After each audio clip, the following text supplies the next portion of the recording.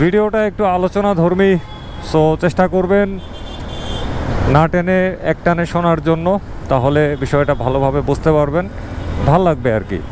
তো hello viewers, কেমন আছেন সবাই? আশা করি আপনারা প্রত্যেকে নিশ্চয়ই ভালো আছেন, সুস্থ আছেন আর নিরাপদে আছেন।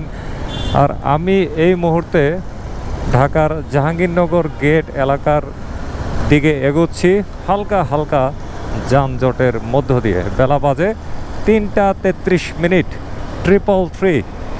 আর কি বিষয়ে কথাবার্তা বলবো সেইটা উল্লেখ করা আছে ভিডিওর টাইটেল আর থাম্বনেলে, ঠিক আছে? আজকে কিছুটা ইম্পর্ট্যান্ট আলাপ Bajaj Pulsar NS160 carburettor ABS সম্পর্কে। তো আলোচনার একদম মূল জায়গায় যাওয়ার আগে আমাদেরকে কিছু অতীত নিয়ে স্মৃতিচারণ করা দরকার। এক সময় বাংলাদেশে যখন পালসার NS ডুয়েল ডিস্কের পরে তৃতীয় ভার্সনটা আসছিল, এবং সেই তৃতীয় ভার্সনটা ছিল কি, আপনাদের কি খেয়াল আছে? আমার কিন্তু একদম স্পষ্ট খেয়াল আছে। তো তৃতীয় ভার্সনটা ছিল Pulsar NS160 dual disk FI এবং হচ্ছে কি ABS, আর ইঞ্জিনটা ছিল BS4। তো এটা ছিল কি পালসার NS160 তৃতীয় এডিশন বাংলাদেশে। আর চতুর্থ এডিশন হিসাবে আসছিল Pulsar NS160 dual disk carburettor ABS সংস্করণ।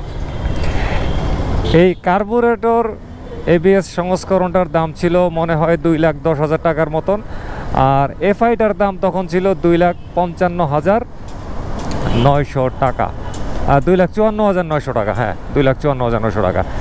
তো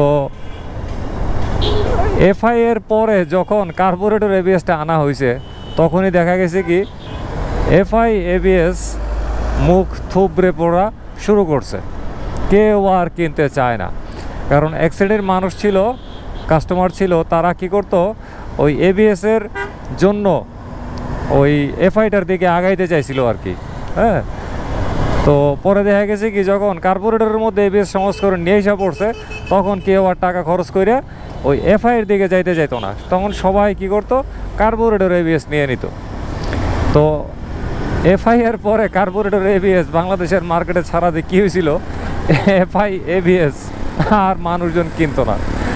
পরে যাই হোক বহুত কষ্ট মষ্ট কইরা, ভাগ্য ভালো আমাদের দেশে বাজাজের আমদানিকারকদের তখন কিছু কথিত ই-কমার্সের উদ্ভব ঘটে, আর তাদের মাধ্যমে নানান ধরনের বড় বড় ডিসকাউন্ট দিয়ে দিয়ে FI এর স্টকটা বাজাজ কর্তৃপক্ষ ক্লিয়ার করে এ যাত্রায় রক্ষা পায়। এখন আসতেছি আসল কথাবার্তায়। সাম্প্রতিক সময়ে বাংলাদেশে পালসার NS160 FI ABS এবং হচ্ছে BS6 ইঞ্জিনের যে মোটরসাইকেলটি প্রবেশ করানো হয়েছে, এইটা প্রবেশ করানোর পরে আমাদের মনে কিন্তু সঙ্গত কারণে একটু প্রশ্ন জাগে যে আসলে পালসার NS160-র কার্বুরেটর ABSটা পাওয়া যাবে কিনা, বা কবে পাওয়া যাবে। কথাটা এই কারণে বলছি, কারণ এরই মধ্যে এটা কিন্তু ঢাকা সহ বাংলাদেশের আর কোনো শোরুমে পাওয়া যাচ্ছে না। কারো কাছে অবিকৃত পুরনো যদি পোরেটরে থাকে তাহলে পাওয়া যেতে পারে, কিন্তু নতুন করে কার্বুরেটর ABS পালসার NS-এর অনেক দিন থেকেই কিন্তু মার্কেটে পাওয়া যাচ্ছে না। তো এমন একটা গ্যাপের মধ্য দিয়ে কি আনছে NS-এর ডুয়েল ডিস্ক ABS FI আর হচ্ছে BS6 ইঞ্জিনের মোটরসাইকেলটি, যার মূল্য নির্ধারণ করা হয়েছে 2,62,500 টাকা। তো পূর্বের অভিজ্ঞতা থেকে যদি বলতে হয়, তাহলে আমার তো মনে হয় যে এইবার বাজাজ কর্তৃপক্ষ কার্বুরেটর ABSটারে আর বাজারে ছাড়বে না। কারণ যদি ছাড়ে তাইলে FIটার থেকে দাম তো অবশ্যই কম হবে, আর কম হলে কি হবে, মানুষজন কিন্তু টাকা বাঁচানোর জন্য FI ABS-এর দিকে আর আগাবে না। তখন কিন্তু কি হবে, বাজাজ কর্তৃপক্ষ আবার একটা ঝুঁকির মধ্যে পইরা যাবে। আর এবার তো আসলে ওইসব কথিত ই-কমার্সের নামগন্ধ এখন পর্যন্ত আর আসে নাই। তো আমার যেটা ধারণা যে আসলে পালসার NS160 কার্বোরেটর এবিএস মোটরসাইকেলটি আর কন্টিনিউ করা হবে না বাংলাদেশে। তো এই কার্বোরেটর এবিএস নিয়ে মানুষজন এখনই আমি দেখছি অনেক খোঁজাখুঁজি করতেছে কেনার জন্য, আমাকেও জিজ্ঞাসা করে কমেন্টে, আমার ফেসবুক পেজের মেসেজে, কিন্তু আমি কাউকে কিচ্ছু বলি না। কারণ কি, আমি তো এসকে ট্রেডার্সে নিয়মিত যাই, খোঁজখবর তো টুকটাক পাই।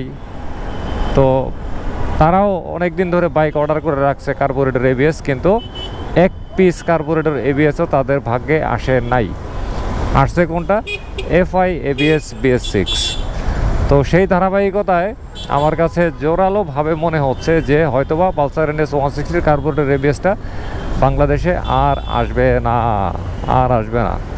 তো এতক্ষণ এই সমস্ত পেঁচালে কিন্তু পারলাম।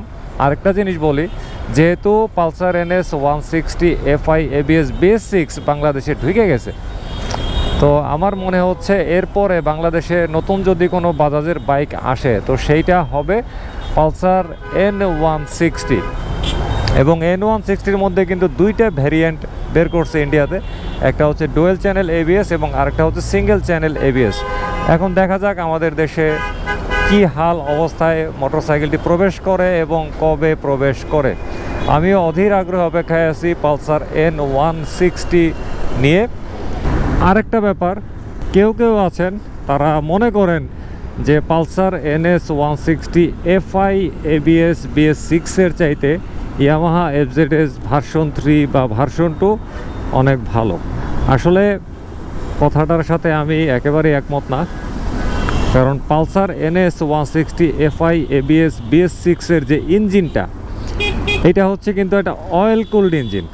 আর ইয়ামাহা FZS ভার্সন 2 ভার্সন 3 এগুলো হচ্ছে কিন্তু এয়ার কুলড ইঞ্জিন। সো আমি সবার আগে যেটা দেখি একটা মোটরসাইকেলে সেটা হচ্ছে ইঞ্জিন। তো আমাকে যদি দেখতে দেওয়া হয় ইঞ্জিনের ক্ষেত্রে আমি কোন বাইকটা চয়েস করব, তাইলে কিন্তু ভাই অবশ্যই আমি NS160 এফআই এবিএস BS6টাকে চয়েস করব। ঠিক আছে, FZS ভার্সন 2 ভার্সন 3 অবশ্যই ভালো বাইক, এতে কোনো সন্দেহ নাই, কিন্তু এই ইঞ্জিনের কিছু টেকনোলজির দিক থেকে ইয়ামাহা FZS ভার্সন 2 ভার্সন 3 এর চাইতে অ্যাডভান্স হচ্ছে NS160 এফআই এবিএস BS6 মডেলের মোটরসাইকেলটি। আবার হ্যাঁ, একটা কথা ঠিক, দামের ক্ষেত্রে যদি আসি তাহলে ওই FZS ভার্সন 2 ভার্সন 3কেই কিন্তু ভোট দিতে হচ্ছে। তবে ওগুলা তো আসলে অনেক দিন ধরে বাংলাদেশে বিক্রি হইতেছে, তাই না? দাম এখন এই পর্যায়ে আসবে, এটা খুবই স্বাভাবিক। আর NS160 এফআই এবিএস তারপর হচ্ছে BS6 ইঞ্জিনের মোটরসাইকেলটা কেবলমাত্র বাংলাদেশে ঢুকছে।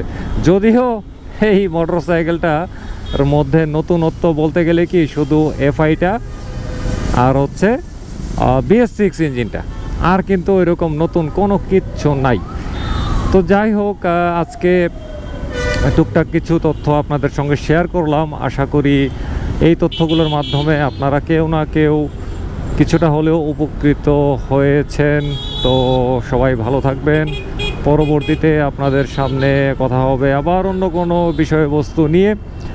ততক্ষণ পর্যন্ত আপনারা সবাই ভালো থাকবেন, সুস্থ থাকবেন, নিরাপদে থাকবেন, নিরাপদে মোটরসাইকেল চালাবেন, ট্রাফিক আইন মানবেন। মোটরসাইকেল চালানোর সময় অবশ্যই ফুল ফেস সার্টিফাইড হেলমেট ব্যবহার করার অভ্যাস গড়ে তুলবেন। খোদা হাফেজ।